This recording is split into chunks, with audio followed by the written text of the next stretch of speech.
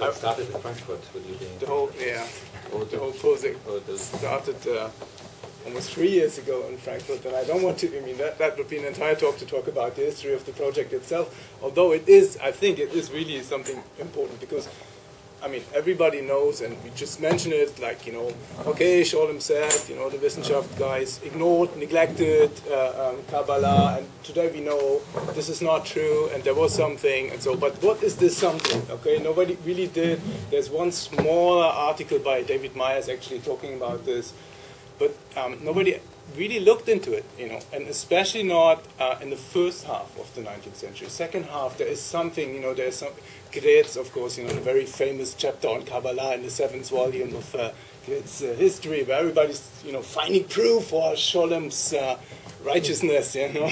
But, of course, there's much more to that, and also there's more to Gretz, which I will not treat today, because I will really talk only about the first half of the 19th century to limit it even more to something that Scholem.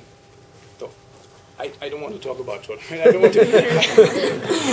He comes up all the time, and of course there are many theories why he proposed this theory of neglect and this narrative of ignorance of the Wissenschaft scholars, which is not true, and this is definitely a separate issue to think about why Scholem did that.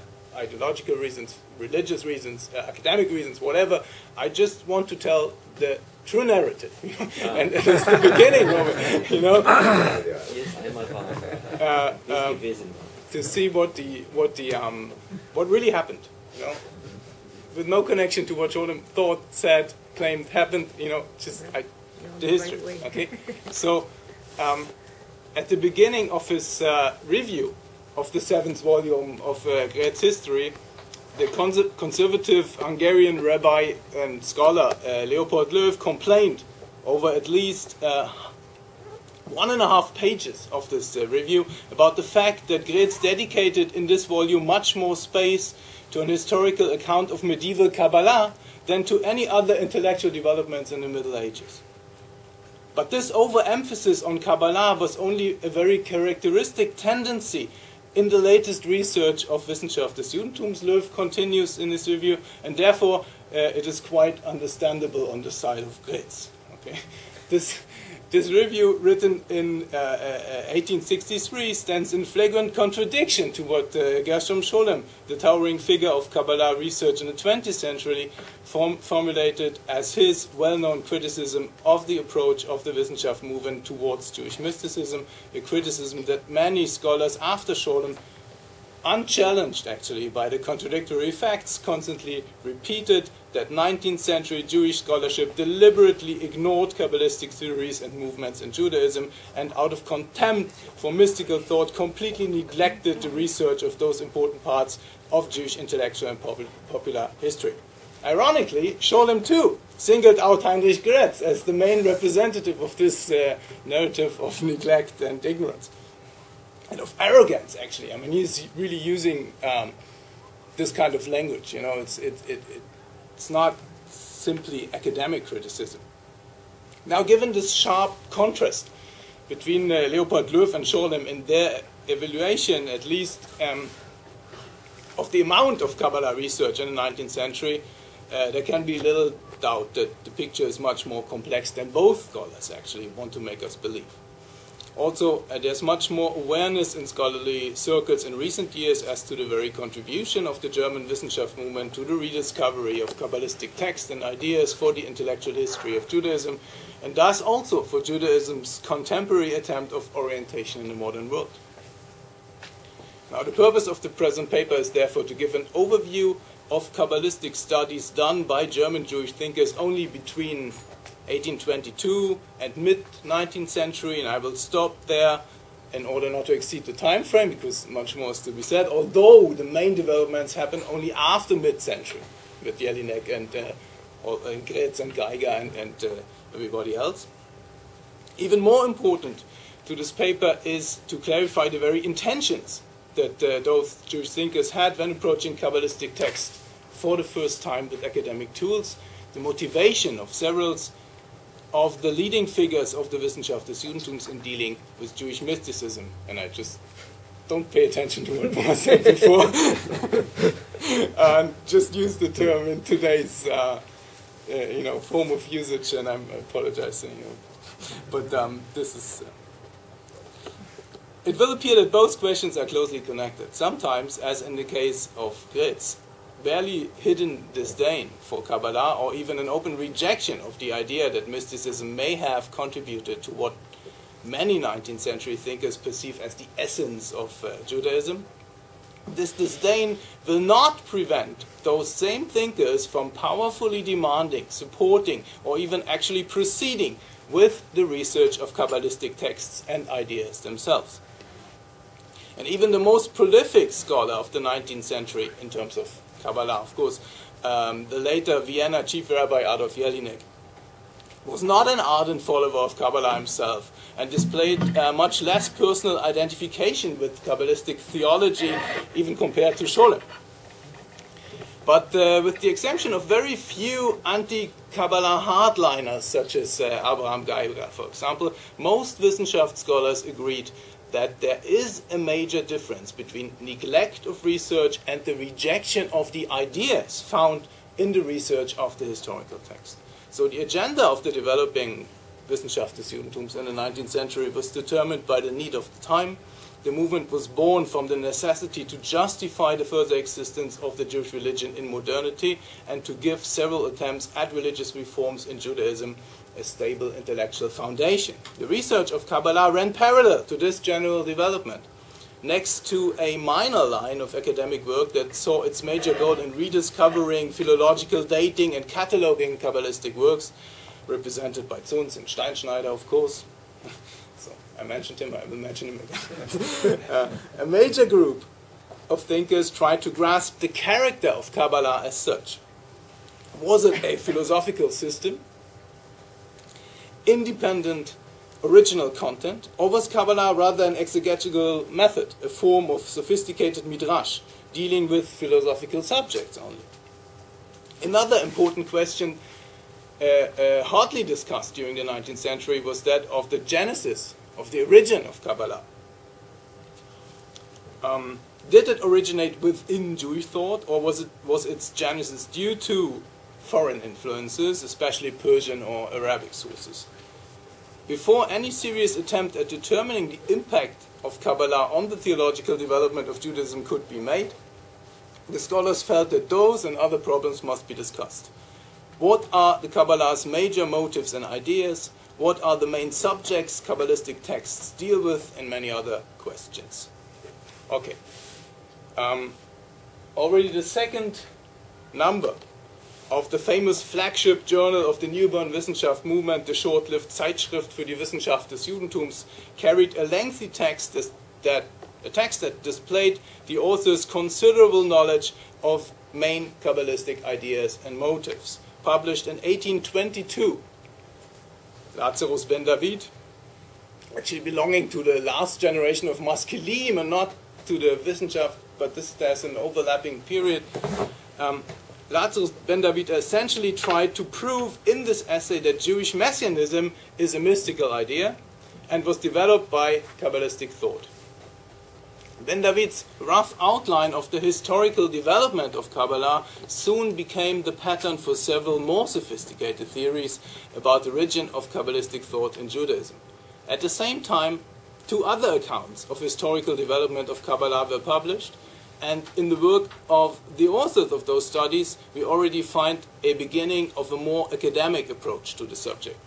One is Peter Beer, several hundred pages on history and doctrines of Kabbalah in his book Geschichte, Lehren und Meinungen aller bestandenen und noch bestehenden religiösen Sekten des Judentums und der Geheimlehre der Kabbalah. Catchy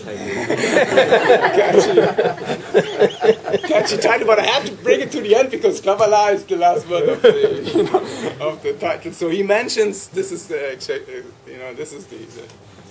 message here is he mentions Kabbalah at the end of his catchy title. This was published in 1823, and of course Isaac Marcus Jost's short theory of the genesis of Kabbalah in his own Geschichte der Israeliten, History of the Israelites, from 1822. Both works mark actually the inception of systematic Kabbalah research within the nascent movement of Wissenschaft des Judentums, presenting extensive source material, by the way, but still without, however, examining these sources critically. What both authors did, however, was to describe their findings in an unbiased and non-judgmental manner, although at times they would not hide their own exceedingly negative opinion about Kabbalistic mysticism. But such disdaining voices clearly remain in the minority within the Wissenschaft des Judentums, and if indeed a deep contempt for Kabbalistic thought is displayed by certain thinkers, it is nevertheless accompanied, in most cases at least, by serious and unbiased research of the Kabbalah itself, or at least by calls to improve the academic knowledge about Kabbalah, as in the case of Joost himself. To the third volume of his Geschichte, Joost adds an extensive appendix of endnotes in small print. Okay, this is the usual procedure at the time.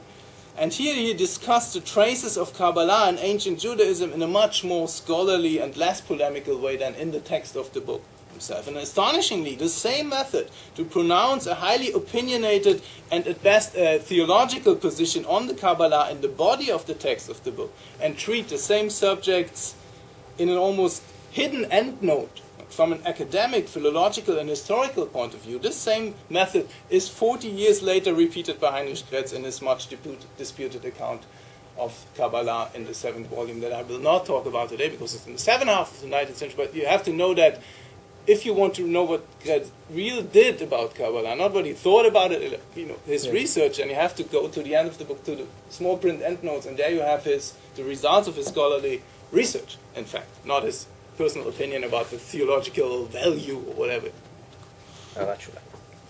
And yeah, but it's an endnote of 7 pages or something like that. Only this one.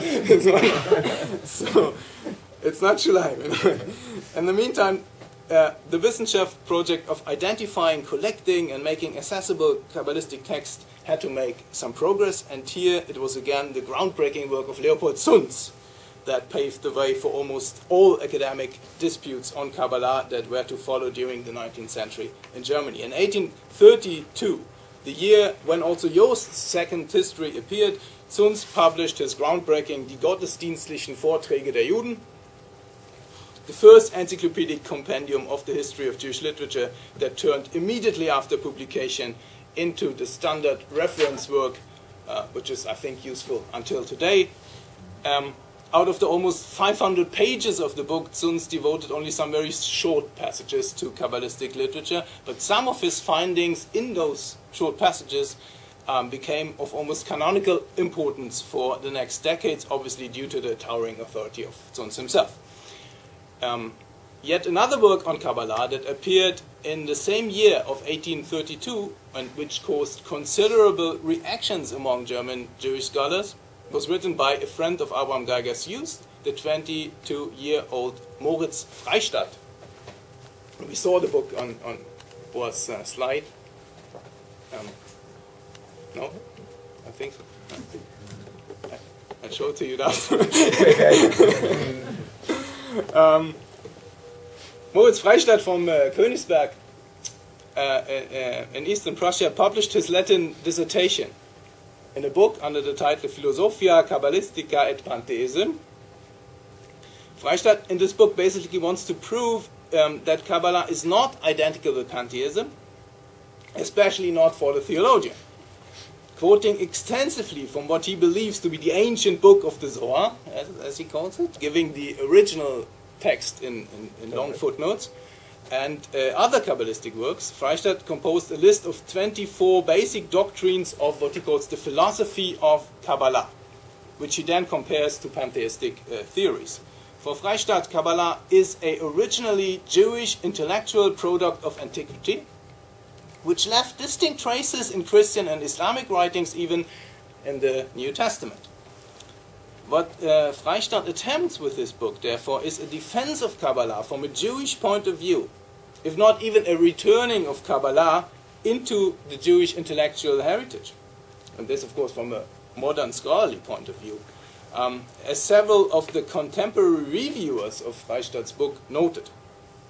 Abraham Geiger, his friend, for example, notes in his review of Freistadt's book that the author, a student of Herbart, and obviously intended to demonstrate that Kabbalah, quote Geiger, this unique, peculiar phenomenon of Jewish philosophy, end of quote, is essentially still reconcilable with theism.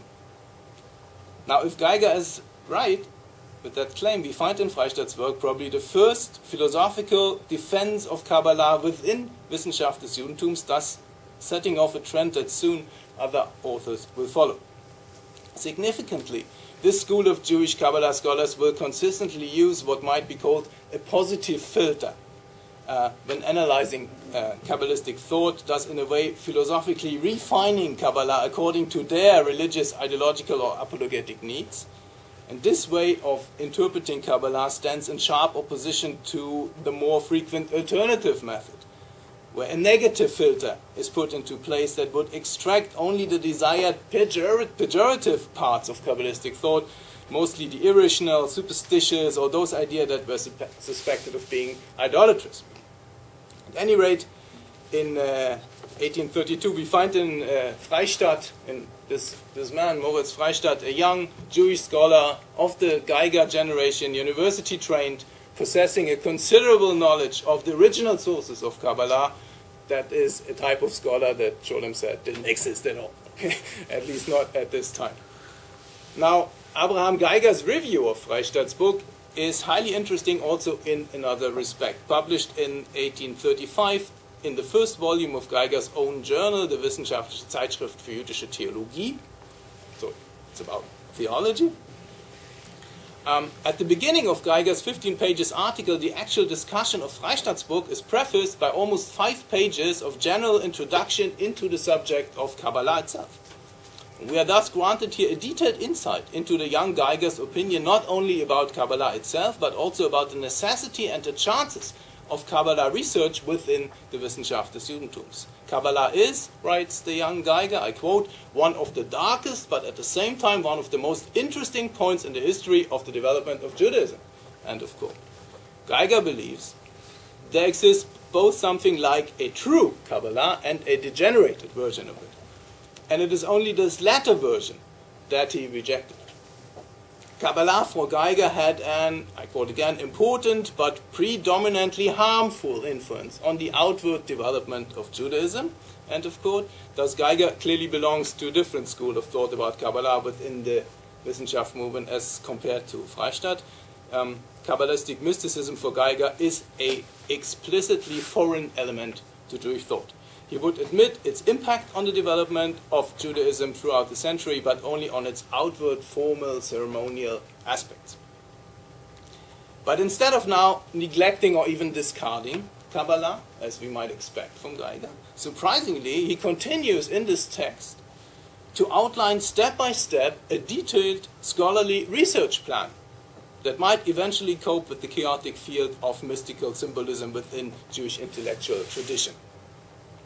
So, Geiger writes, if indeed a comprehensive study of Kabbalah was written according to his research plan, and if its author had in addition a sense for history and for philosophical subtlety, and if further this potential author would use all critical results that were produced so far in the Kabbalistic scholarship, and if he himself employed an academic critical method, in all these cases, writes Geiger, and this is the title of my paper, this study would be a jewel of our science, eine Perle der Wissenschaft. So, this is what he says. So, a study about Kabbalah. Thus, even in the case of this, extremely Kabbalah critical Geiger, we can clearly discern an appreciation for scholarly research into Kabbalistic subjects, and the evident public encouragement to finally start serious steps in that direction.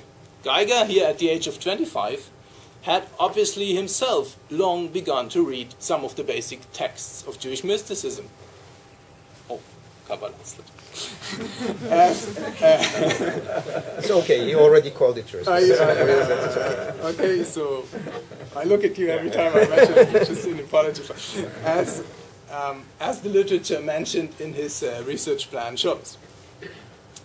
Again, we can note that a personal rejection of the theological value of Kabbalah has in fact no impact on the thinker's conviction that Kabbalah was in some way influential within the development of Judaism and deserves, probably for exactly the same reason, to be studied with scholarly methods.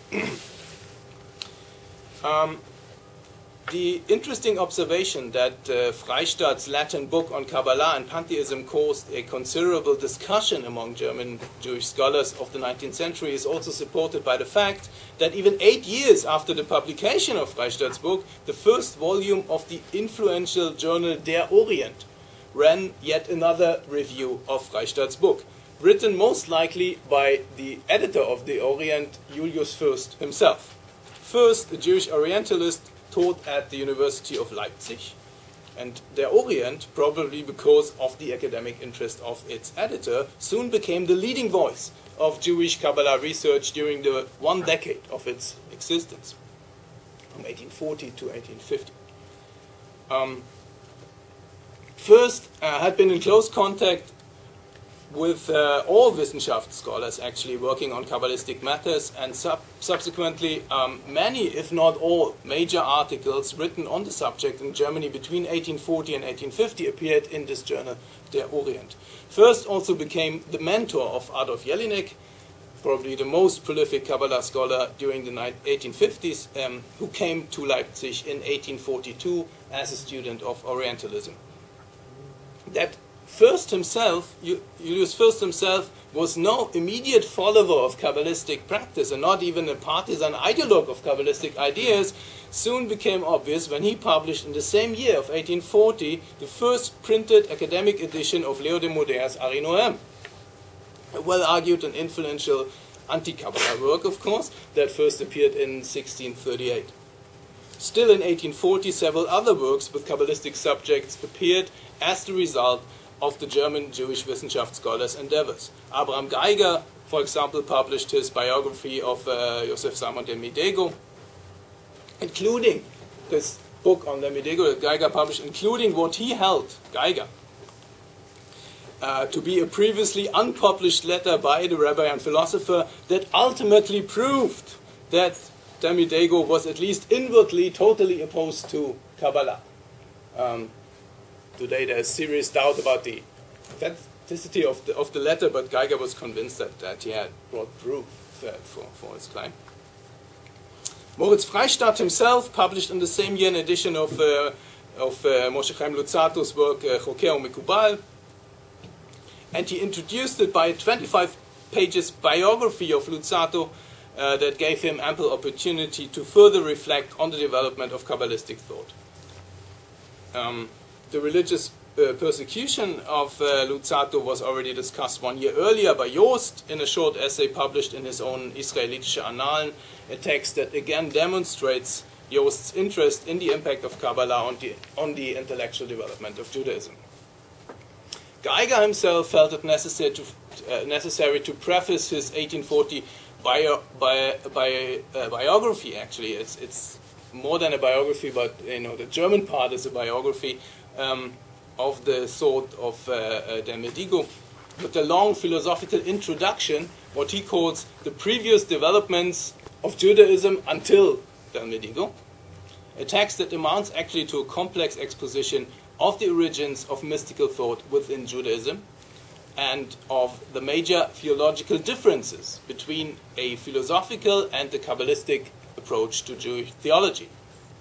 Geiger's sophisticated analysis in this text clearly demonstrates, again, that he never light-heartedly exiled Kabbalistic thought to the dusty shelves of negligible law of Jewish intellectual tradition, or demands others to do so, as many of Geiger's critics have until today, I would say. His study of Kabbalah is rather based on thorough theological and historical reasoning, while his outright rejection concerns above all only what he calls the later degenerations of a once fruitful and creative school of Jewish thought. In the 1840s, however, three important theologians, I don't go into the content of Geiger's preface to Der Medigo, though it is extremely interesting on really on a high, sophisticated level of discussion. But there's no time for doing this, and I want to continue in the overview itself. In the 1840s, however, three important theological works by three different authors appeared that founded modern Jewish philosophy in Germany. But of the religious philosophy of Samuel Hirsch, Salomon Formstecher, and Salomon Ludwig Steinheim, only Formstecher's book actually contains a more extensive discussion of Kabbalistic thought. Formstecher, Geiger be skipped, okay, yeah. Formstecher's main contribution to the research of Kabbalah within the Wissenschaft movement is the idea that mystical thought had a protective influence on the development of true and essentially original Jewish theology.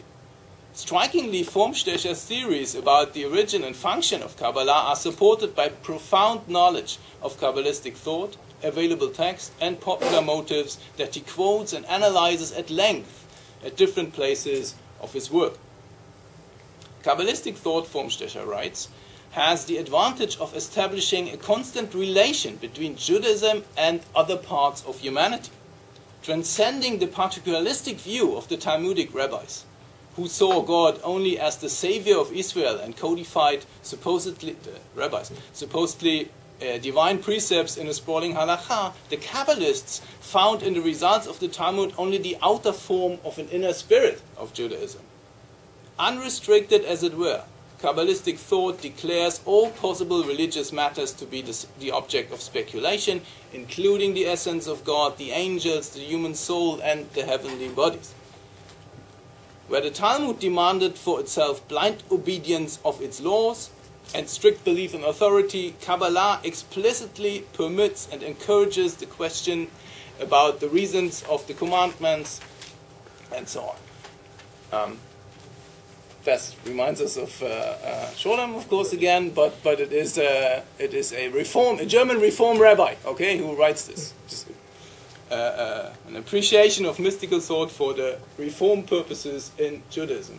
Formstecher was the chief rabbi of the town of Offenbach. Okay, next chapter. While Geiger, Formstecher, and several other German theologians of Judaism in the first half of the 19th century tried to extract the philosophical essence of Kabbalistic thought in Judaism, at the same time, other scholars of their generation began to treat an entirely new path, and that is the path of discovery. And one of the first of those young men who now began to search the libraries for previously undiscovered Kabbalistic material was Meyer Hirsch Landauer. He actually is mentioned by Scholem now and then in the footnotes, but not in the major text. As many other young intellectuals of the Geiger generation, Landauer had completed his extensive Talmudic education his extensive Talmudic education with university studies, and from the beginning of the late 1838, even before Geiger and Formstecher published their philosophical account about the antique origin and mystical thought in Judaism, Landauer spent many months in Munich's Royal Library, where he read hundreds of manuscripts concerning Jewish mysticism. A new world opened up for him, and fascinated, he developed several highly original theories about the history and the essence of Kabbalah. And the most famous theory is, of course, that Abulafia is the author of the Zohar. I will not go into it right now. Landauer found in Munich over 1,000 Hebrew manuscripts. The overwhelming majority, and not, of course, not catalogized, nothing. He just found them as they were. Nobody knew when last time somebody touched them or read them. The overwhelming majority of them, of those manuscripts, were of Kabbalistic or of medical content. Thus, Munich was probably the largest Kabbalistic library of the world, as Landauer estimated. When he was still alive, Landauer offered to share his newly gained knowledge of Kabbalah, and we know that he was at least in close contact and discussion with Jost concerning the Kabbalistic manuscripts he found in the Munich library, and copied, of course. Ultimately, Landauer's research revolutionized Kabbalah scholarship in Germany when his results were finally published in Julius Fürst's journal, The Orient, some 4 years after his untimely death in 1841.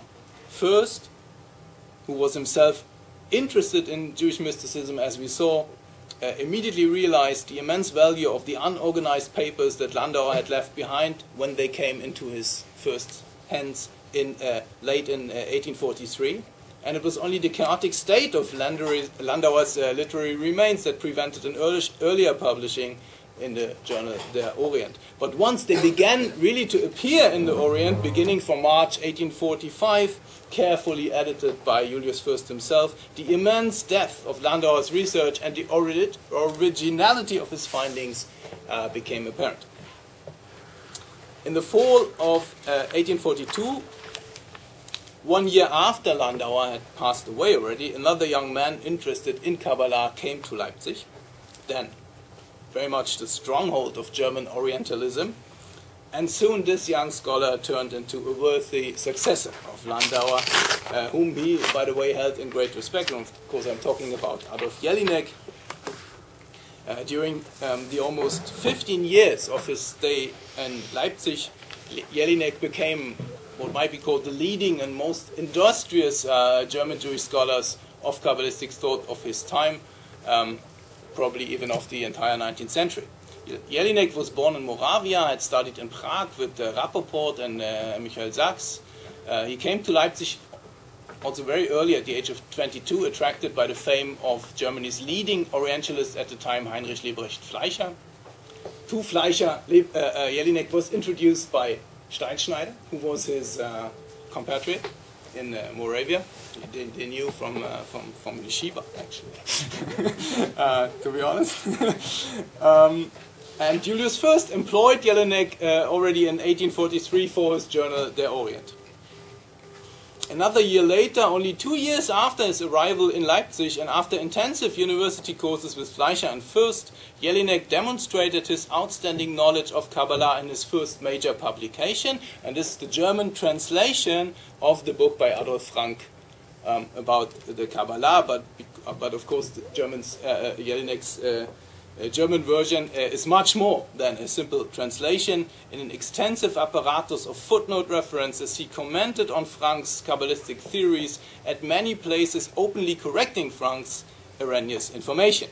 What emerged was in fact an almost new and original edition that soon enjoyed great popularity among educated German Jews. Thus, Jelinek's project was in no way the attempt to distinguish himself at the expense of the French scholar. Jelinek rather painfully realized the obvious lack of Kabbalah scholarship within the Wissenschaft, the Judentums, and set out to make the existing work of Frank available also to a very grateful German reading public. Probably he felt that it was too early for himself to publish a monograph on Jewish mysticism of his own, but he nevertheless was unable to let what he saw as the delusions of Frank, who was 11 years his senior, uncorrected. He announced, however, already in 1842 a study of his own on the authorship of the Zohar, but this book finally appeared only in 1851 as the first volume of a whole series of influential books by Jelinek on Kabbalistic subjects. Do I have more time? Or 5 more minutes?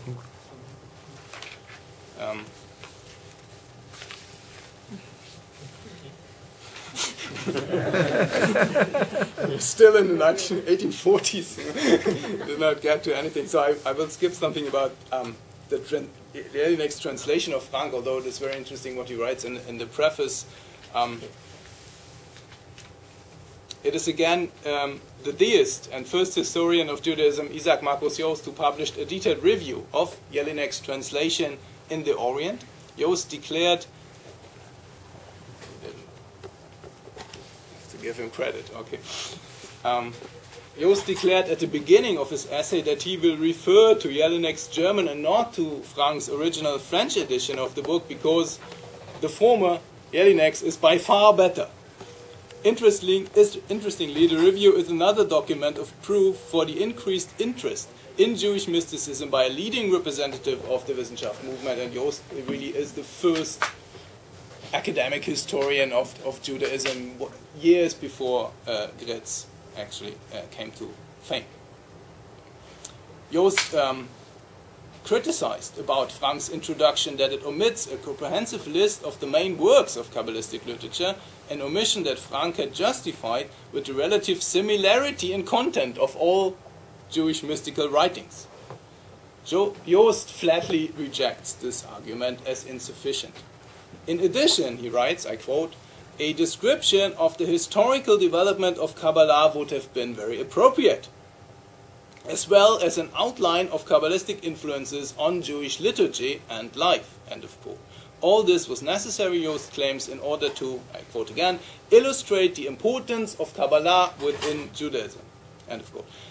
After a detailed discussion of Frank's theory about the antiquity of Kabbalistic motives, in which Jost not only demonstrated his interest in Jewish mysticism, but also some really outstanding knowledge of the subject, he continues to complain that Frank is obviously ignorant of or not willing to participate in the German scholarly discussion about Kabbalah. Otherwise, he could not have proposed that the Sefer Yetzirah is one of the first Jewish literary productions after the Bible without first refuting Zunz. Zunz conclusive proofs to the opposite. Who has written that the book was written only many centuries later in the Geonic era, in 1832. Moreover, Frank's argument in this book that the advanced astronomical and anatomical knowledge of the author of the Zohar still proves nothing against the old age of this work was made before Frank by Zunz again, and even by himself, Jost remarks. And even if Frank could not have studied the research results of Landauer because they were only published after Frank's book appeared, Landauer had already in 1840 publicly offered to share his findings with the academic world, an offer that Jost himself had happily accepted, as he explains. All these observations clearly show, among other things, that Jost and others within the Wissenschaft movement were eager to build academic networks for the study of Kabbalah, a subject they obviously considered of immense importance for the understanding of the Jewish religion.